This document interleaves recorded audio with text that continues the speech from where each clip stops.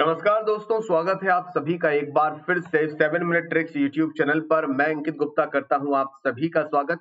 जितने भी लोग हमारे साथ यहां पर जुड़ चुके हैं, इस वीडियो को शुरू कर चुके हैं, उन सभी का यहां पर हार्दिक स्वागत है। चलिए अब बिना किसी देरी के आज की वीडियो की यहां पर शुरुआत करते हैं, आज की क्लास की शुरुआत करते हैं। आज के 7 मिनट ट्रिक्स में हम लोग आज सेकेंड नेशनलाइजेशन में जो 6 बैंक आपके नेशनलाइज हुए थे, उनमें से एक बैंक तो वापस से आपका 1993 में मर्ज कर दिया गया था, तो बचे थे आपके 5 बैंक।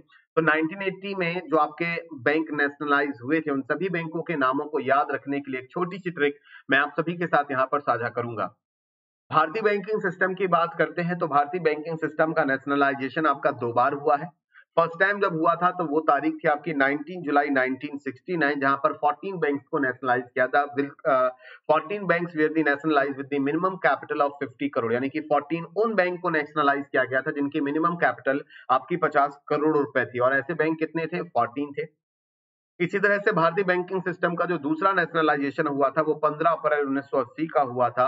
और उन 6 बैंकों को नेशनलाइज किया गया था जिनकी मार्केट कैपिटलाइजेशन या मार्केट पूंजी, बाजार पूंजी 200 करोड़ या उससे ज्यादा थी। तो आज हम लोग सेकेंड नेशनलाइजेशन के जो बैंक है उनके नामों को याद रखने का प्रयास करेंगे।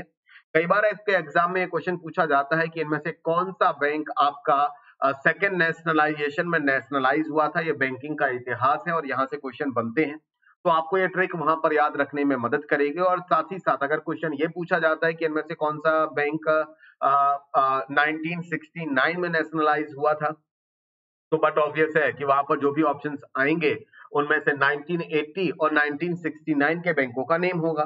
तो ट्रिक आपको वहां पर भी मदद करेगी बैंकों का नाम यहाँ पर समझने में। ये बात सबको क्लियर है यहाँ पर? चलिए ठीक है, अब हम लोग यहाँ पर क्लास की शुरुआत करते हैं, ट्रिक की शुरुआत करते हैं। फर्स्ट नेशनलाइजेशन जो भारतीय बैंकिंग सिस्टम का हुआ था वो हुआ था 1969, जिसमें आपके 14 बैंक्स आपके नेशनलाइज हुए थे। और सेकेंड बैंकों का जो नेशनलाइजेशन हुआ था वो आपका 1980 में हुआ था, 1980 में हुआ था, जहां पर 6 और बैंकों को नेशनलाइज किया गया था। लेकिन इन 6 बैंकों में से अगर मैं बात करता हूं, आपका एक बैंक था जिसका नाम था न्यू बैंक ऑफ इंडिया। तो न्यू बैंक ऑफ इंडिया जो आपका नेशनलाइज हुआ था वो 1980 में नेशनलाइज हुआ था। लेकिन आगे चल के न्यू बैंक ऑफ इंडिया को क्या कर दिया गया था, 1993 में से पंजाब नेशनल बैंक में आपका मर्ज कर दिया गया था। तो आगे से इसको हम लोग काउंट नहीं करेंगे। तो बचते हैं आपके 5 बैंक, और इन 5 बैंकों को नामों को याद रखने की जो ट्रिक आपकी बनेगी वो हम लोग यहाँ पर डिस्कस करेंगे। ट्रिक बहुत ही आसान है और ट्रिक आपकी बनती है, जैसे आप लोग वोकैबुलरी को शॉर्ट में वोकैब आप बोलते हैं, वोकैबुलरी को आप शॉर्ट में क्या बोलते हैं? वोकैब, है ना? उसी से मिलता जुलता शब्द है वोकैब, यानी कि लास्ट में बी की जगह आपको पी शब्द का इस्तेमाल करना है। वोकैब से आप उन सभी बैंकों के नामों को याद रख सकते हैं जिनका राष्ट्रीयकरण सेकेंड नेशनलाइजेशन के दौरान, यानी कि 1980 में आपका हुआ था। ठीक है, कैसे सर? जैसे कि वी फॉर आपको याद रखना है, बैंक का नाम वो बनता है आपका Vijaya bank, V for Vijaya bank. और विजया बैंक की अगर हम लोग यहाँ पर बात कर लेते हैं तो विजया बैंक की स्थापना जो आपकी हुई थी वो 1931 में आपकी यहाँ पर हुई थी। ओ से हमें याद रखना है oriental bank of commerce, oriental bank of commerce की स्थापना 1943 में आपकी हुई थी। कॉर्पोरेशन बैंक की बात कर लेते हैं तो कॉर्पोरेशन बैंक की स्थापना आपकी 1906 में हुई थी। इसके बाद आंध्रा बैंक की बात कर लेते हैं, आंध्रा बैंक की स्थापना 1923 में हुई थी। और फिर बात करते हैं पंजाब एंड सिंध बैंक की, तो पंजाब एंड सिंध बैंक 1908 में आपका स्टैब्लिश हुआ था। ठीक है, विजया बैंक का हेडक्वार्टर आपका बेंगलोर में था, ओरिएंटल बैंक ऑफ कॉमर्स का हेडक्वार्टर आपका गुरुग्राम में है। कॉर्पोरेशन बैंक की बात करता हूं तो कॉर्पोरेशन बैंक का हेडक्वार्टर मैंगलोर में है, आंध्रा बैंक का हेडक्वार्टर हैदराबाद में है, और पंजाब एंड सिंध बैंक का हेडक्वार्टर आपका नई दिल्ली में है। तो ये 5 बैंक हैं जिनका नेशनलाइजेशन 1980 में आपका हुआ था। एक और था न्यू बैंक ऑफ इंडिया, लेकिन आगे चल के वो किस में मर्ज हो गया? वो पीएनबी में मर्ज हो गया, तो उसकी बात हम लोग यहाँ पर खत्म करेंगे। तो अब इन 5 बैंकों के नाम को याद रखना बड़ा ही आसान है। वोकैब से V for Vijaya bank, O for oriental bank of commerce, C for corporation bank, A for Andhra bank and P for Punjab and Sindh bank. ठीक है, अब सर क्वेश्चन किस प्रकार से बन सकते हैं? क्वेश्चन इस प्रकार से बन सकता है, अगर आपको वोकैब के माध्यम से इन सभी बैंकों के नाम आपको याद हो गए हैं और एग्जाम में आपसे पूछा जाता है कि इनमें से किस बैंक का नेशनलाइजेशन सेकेंड नेशनलाइजेशन के टाइम पर नहीं हुआ था। 4 ऑप्शन इन्हीं बैंकों में से दे दिए गए और 5वां ऑप्शन आपको दे दिया गया स्टेट बैंक ऑफ इंडिया, तो वहां पर स्टेट बैंक ऑफ इंडिया आपका जवाब सही हो जाएगा। मेरी बात समझ में आई? तो एक्चुअली होता क्या है कि भारतीय बैंकों में या भारतीय बैंकिंग सिस्टम में शुरुआती स्तर पर जो नेशनलाइज बैंक थे वो आपके 19 थे। 14 नेशनलाइज बैंक आपके थे 1969 के और 6 नेशनलाइज बैंक थे आपके 1980 के, तो टोटल हुए 20। न्यू बैंक ऑफ इंडिया को उसमें से हटा देते हैं तो टोटल बैंक आपके बनते हैं 19।